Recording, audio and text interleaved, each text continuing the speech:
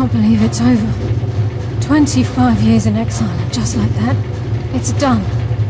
All that remains is to ensure the safe return of the skeleton key. I'm afraid it's not that simple. When the skeleton key was stolen from the Twilight Sepulchre, our access to the inner sanctum was removed. The only way to bring it back will be through the Pilgrim's Path. It wasn't created for the Nightingales.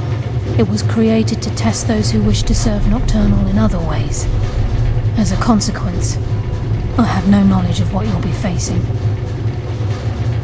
Brynjolf is needed back at the Thieves' Guild to keep order while you're away. And I can't bear to face Nocturnal after my failure to protect the key. I'm afraid you'll have to face the end of your journey alone. Take this with you. I'm not certain if it will help within the walls of the Sepulchre, but I certainly don't need it as much as you. I've had this bow almost my entire life, and it's never let me down. I hope it brings you the same luck.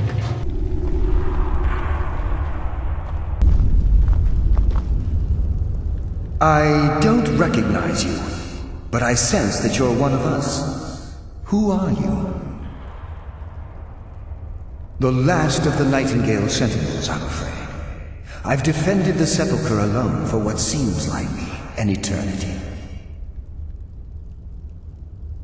We were betrayed by one of our own kind. In fact, I'm to blame for what's happened here. I was blinded by dark treachery masquerading as friendship. Perhaps if I had been more vigilant, then Mercer Frey wouldn't have lured me to my fate and stolen the skeleton key. I haven't heard that name in a long time. How do you know of me? The key! You have the skeleton key! I never thought I'd see it again. And Mercer Frey? Then it's over. And my death wasn't in vain. I owe you a great deal, Nightingale. I sense, mortal fool, no one hides from...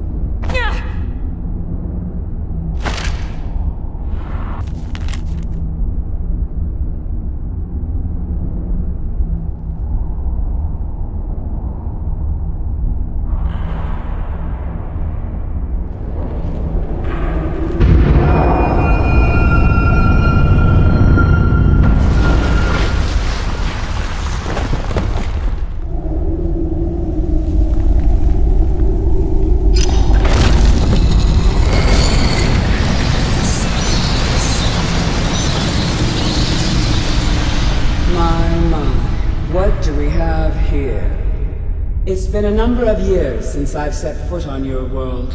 Or perhaps it's been moments. One tends to lose track. So, once again, the key has been stolen, and a champion returns it to the Sepulchre. Now that the Ebonmere has been restored, you stand before me awaiting your accolades.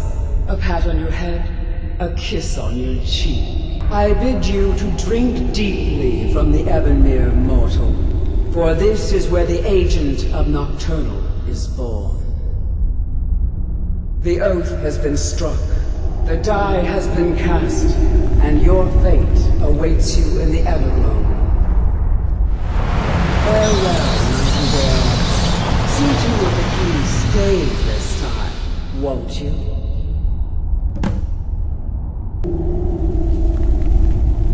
I'm glad you were able to bring the key back safely.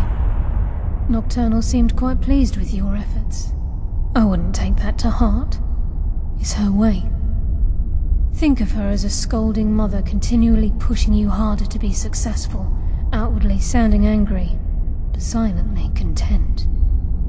I assure you, had she been displeased with you, we wouldn't be having this conversation. The circles at the base of the Ebonmere imbue you with powers befitting a Nightingale agent. The crescent moon represents the agent of shadow, the half moon for the agent of subterfuge, and the full moon for the agent of strife. Now, your life as a Nightingale begins. Should the need arise, you'll be summoned to the Sepulchre in order to defend it. Carlyle? Gallus! I feared I would never see you again. I was afraid you'd become like the others. If it were not for the actions of this Nightingale, your fears would have come true.